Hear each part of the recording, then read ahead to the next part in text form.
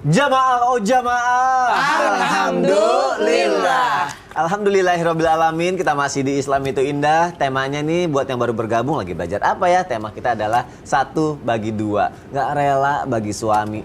Siapa yang rela? Tapi kita perlu belajar pagi hari ini jamaah ya. Pertanyaan selanjutnya. Siap-siap jamaah yang ada di rumah, aku mau nanya sama Ustadz Syam. Iya. Ustadz bener nggak nih ya, jika menikah dengan satu pasangan lebih aman dalam Islam daripada menikahi banyak orang? Gimana itu Ustadz? Banyak orang. Banyak orang. Kita bicara masalah dibagi-bagi nih Ustadz nih. Mohon penjelasannya Ustadz. Bismillahirrahmanirrahim. Tabe guruku, Bunda Ya, Tuti, Ustaz Maulana, Mas Soni serta guru-guru kami yang dimuliakan Allah Subhanahu wa taala. Alhamdulillahirabbil alamin. Wassalatu wassalamu ala asyrafil anbiya'i wal mursalin sayyidina Muhammadin wa ala alihi wa sahbihi ajma'in. Subhanallah, jamaah Islam itu indah yang didominasi oleh para ibu-ibu yang sedang berbahagia banget hari ini karena kita akan membela kaum wanita, karena baginda Nabi SAW senantiasa membela kaum wanita. Bahkan kaum wanita diangkat derajatnya semenjak Islam turun, Al-Quran turun, diberikan tidak ada perbedaan antara laki-laki dan wanita dari segi pandangan Allah Subhanahu wa taala dalam bidang ketakwaannya. Meski ada perbedaan dalam fikihnya, namun ternyata wanita itu senantiasa diangkat derajatnya di dalam agama Islam. Maka subhanallah, kalau ditanyakan apakah lebih sedikit istri lebih sedikit istri atau satu itu lebih diutamakan atau lebih aman ya dibandingkan poligami tadi, maka subhanallah dalam Al-Quran disebutkan ba'da naqul a'udzubillahi minasyaitonir rajim. فانكحوا ما طاب لكم من النساء مثنى وثلاث ورباع. Maka nikahilah dua, ya nggak disebut satu langsung dua.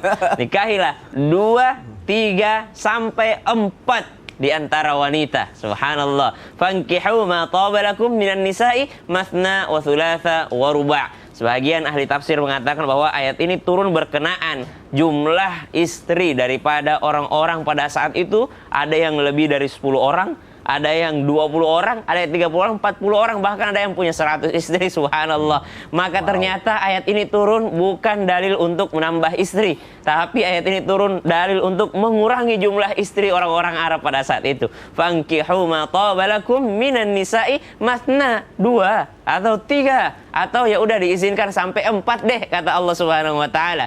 Namun lanjutan ayatnya, fa illam ta'dilu fawahidah. Ya, kalau engkau khawatir tidak bisa adil, maka satu itu lebih utama bagimu. Maka kalau ditanyakan apakah satu lebih utama atau lebih aman bagi seorang laki-laki, maka kalau menurut daripada ayat ini, satu itu lebih aman bagi mereka yang tidak bisa adil. Namun tidak bisa dipungkiri, di antara orang-orang yang beriman, di antara kita ada memang yang diberikan kapasitas oleh Allah Subhanahu wa taala untuk bisa lebih daripada satu, dan mereka baik-baik saja, mereka aman-aman saja, dan mereka bisa berlaku adil. Ya, banyak juga di antara guru-guru kita atau ulama-ulama yang mungkin bisa berlaku adil terhadap pasangan-pasangannya. Itu yang pertama yang membuat mungkin ada orang berpikir lebih aman satunya, karena memang ayatnya mengatakan fa illam ta'dilu fawahidah. Ya udah satu aja. Kesimpulan ayatnya ya udah satu aja kalau engkau khawatir untuk tidak berlaku adil. Ada ancaman bagi mereka yang tidak mampu berlaku adil, maka dibangkitkan dalam keadaan miring sebelah. Nah, jadi nanti kalau ada di hari kiamat miring sebelah, berarti dia punya pasangan lebih daripada satu namun tidak mampu untuk berlaku adil. Yang kedua, mengurangi resiko kezaliman. Satu saja istri itu subhanallah dimintai pertanggungjawabannya di hadapan Allah Subhanahu wa taala. Jikalau seorang suami tidak mampu memberikan nafkah dengan baik, maka dia sudah termasuk zalim. Innallaha la yuhibbul zalimin. Sungguh Allah tidak menyukai orang-orang yang berlaku zalim. Satu saja pasangan itu sudah bisa yakni dikategorikan seorang laki-laki berlaku zalim ketika tidak mendidik agama dengan baik kepadanya. Jadi kalau misalnya ada satu orang yang menjadi tanggungan kita, yaitu pasangan kita, lalu di hadapan Allah Subhanahu wa taala ditanyai kita tentang hijabnya, ditanyai kita tentang sholatnya, ditanyai kita tentang tanggung jawab kita, maka besar sekali kemungkinan kita bisa zalim terhadapnya kalau kita tidak maksimal dalam hal menafkahinya. Wallahu taala alam. Dan ini mungkin menjadi alasan mengapa satu itu disebut sebagai lebih adil atau lebih aman. Wallahu taala alam. Jadi satu aja ya. Insya Allah. Insya Allah, Masya Allah, tabarok. Kalau lagian ya, kalau lagi romantisnya sama istri kan biasanya kan gini, kamu yang pertama gitu kan, nggak ada yang kamu yang kedua, kamu yang ketiga, nggak ada gitu. Kamu cuma satu-satunya, nggak ada yang kamu yang kedua-dua, nggak ada. Udahlah. Kenapa jadi aku? Kesannya jadi kayak aku ya. Oke, jamaah kita lanjutkan lagi. Tapi buat laki-laki yang masih mau mencoba nih, kira-kira ya harus diperhatikan juga nih finansialnya. Apakah seperlu itu, Ustaz Maulana? Oke, mohon penjelasannya, Ustaz. Izin Bunda dan Sasam. Masya Allah, tabarakallah, buat semua jamaah yang lagi nonton, camkan ini. Langsung deh. Camkan ini. Bagi orang-orang yang berniat berpoligami atau sudah berpoligami, maka yang harus diperhatikan adalah memperhatikan kemampuan finansialnya. Karena kenapa? Kewajiban seorang laki-laki adalah ar-rijalu qawwamun 'alan nisa, untuk menjadi kaum pelindung, memberi nafkah, melindungi, menafkahi, karena tugas seorang suami adalah menafkahi, melindungi, mendidik istri. Dan dalam hal ini dikhawatirkan terjadinya yang tadi, kezaliman, terus ada yang maaf ya, saya pernah ketemu sama orang yang sudah berpoligami. Ngobrol-ngobrol, apa dibilang? Saya berpoligami, tapi saya tidak pernah memerintahkan anakku poligami karena saya sudah merasakan setengah matinya. Jadi orang yang pernah berpoligami aja juga ada rada-rada seperti itu. Bukan kata-kata menyesal ya, cuma berkata saya tidak sarankan karena mungkin dia sudah merasakan. Maka orang yang tidak pernah berbohong akan jadi pembohong. Dari mana? Nggak kemana-mana, padahal dari sana. Dan pasti, maaf ya, saya harus sampaikan, pasti akan cenderung, ya, tidak bisa dipungkiri, tidak mungkin bisa dibohongi. Yang memiliki istri lebih dari satu pasti ada kecenderungan kepada satu dari istrinya itu. Jadi kalau mau berlaku adil memang susah, maka perlu adanya restu. Perlu adanya kemampuan. Jangan sampai justru menelantarkan. Jangan sampai terjadinya apa namanya? Kezalimannya, terjadinya menyakiti, membuat wanita menangis.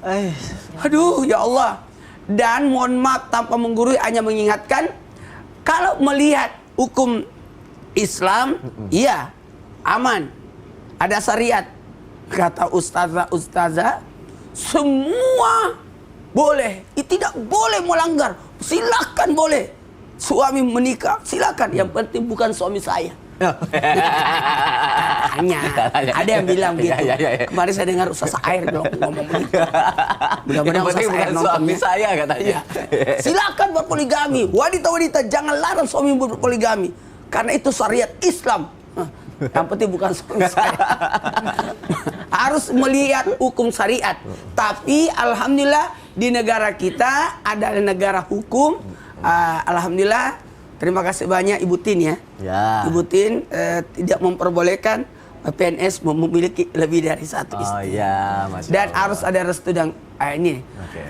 Mohon maaf, langsung saya tegaskan, hindarilah terjadinya kezaliman. Hindarilah perlakuan ketidakadilan. Hindarilah menyakiti pasangan. Hindarilah sesuatu yang membahayakan. Mohon maaf, ini perlu. Maka kata finansial itu, semua kebutuhan istri harus dipenuhi. Datang lagi satu istri, semua kebutuhan istri yang satu harus dipenuhi. Datang lagi, semua harus dipenuhi. Tidak boleh ditelantarkan. Karena kan bicara masalah finansial kan bicara masalah menafkahi ya. Menafkahi bukan cuma batin kebutuhannya, aja. Tapi lahirnya juga semuanya. Aduh, saya sebulan aja pengeluaran banyak banget. Senang banget sebulan aja, Masya Allah, saya kasih semuanya buat istri ya. Itu tadi mau ngomong gitu Ustadz Maulana tadinya. Masya Allah, tabarakallah. Ada hati yang harus dijaga ya, jamaah yang ada di rumah. Yuk kita lanjutkan yuk. Sekarang aku mau ngebacain pertanyaan ini, sudah masuk ke media sosial Islam itu Indah ya. Ini pertanyaan dari jamaah.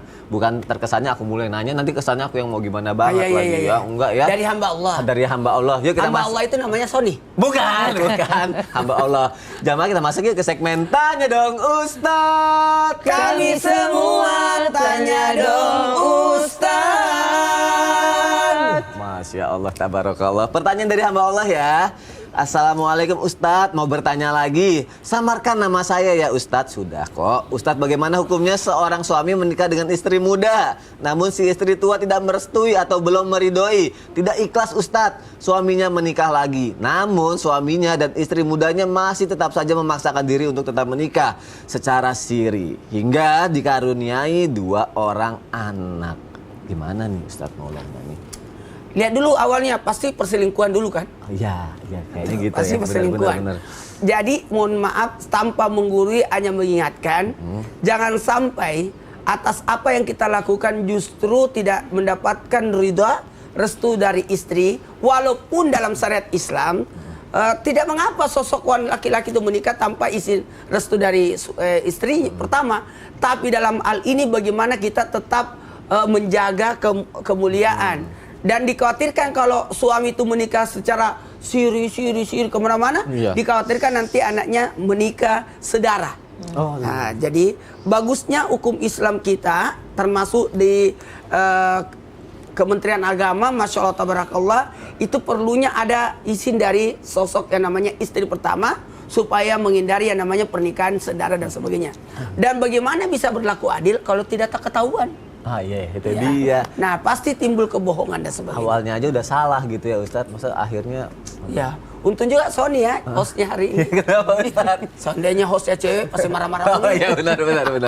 Ya Allah, semoga terjawab ya jamaah yang ada di rumah ya. Oh, aku ada surat dari jamaah. Ada surat. Aku ambil ya jamaah ya.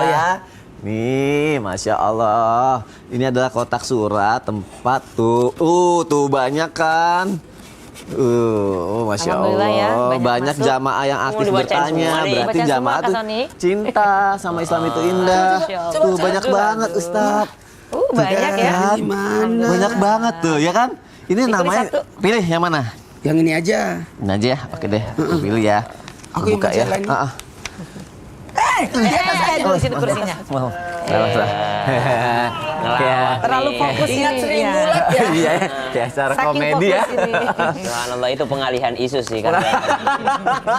Biar nggak terlalu tegang-tegang banget ya jamaah ya. Waduh, ada dari Malang ini Ustadz Maulana. Ada dari Malang. Dari Malang. Terima kasih Malang sudah mengirimkan suratnya. Kalau nih. jamaah yang di rumah tahu keadaan kami di tempat ini kayak udaranya udara Malang. Udara Malang. Dingin, sejuk ya, Masya Allah. Assalamualaikum Ustadz. Ustazah mau nanya, dulu keluarga saya baik-baik aja, bahkan sudah jalan 6 tahun. Namun akhir-akhir ini suami saya sering cuek gitu dan tidak perhatian lagi kepada saya. Saya sudah bertanya ada apa, tapi dia tidak menjawab apa-apa. Saya curiga, lalu saya ngecek HP-nya. Ternyata dia berselingkuh, Ustadz. Jeng. Waduh, ada zoom. Hati saya saat itu rasanya seperti hancur berkeping-keping. Dan saat saya mengatakan kepada suami saya untuk berpoligami saja, namun suami saya malah menjatuhkan talak kepada saya dan membuatnya marah. Mohon solusinya Ustadz. Berarti saya sudah cerai dengan suami saya. Padahal saya sayang kepadanya Ustadz. Mohon jawabannya. Wah, ini harus dijawab panjang. Melalui diri banget ini. Ya. Masya Allah. Bunda Tuti, mohon penjelasannya Bunda Tuti. Baik, bismillah Kak Melalui Sonia. tausiah Bunda Tuti, Baik, silakan. pertanyaannya bagus banget. Bagus banget ya. Masya Allah. Silakan, Ustaz Maulana, Ustaz Syam, mohon izin. Para guru-guru dimanapun berada, mohon izin. Bismillahirrahmanirrahim.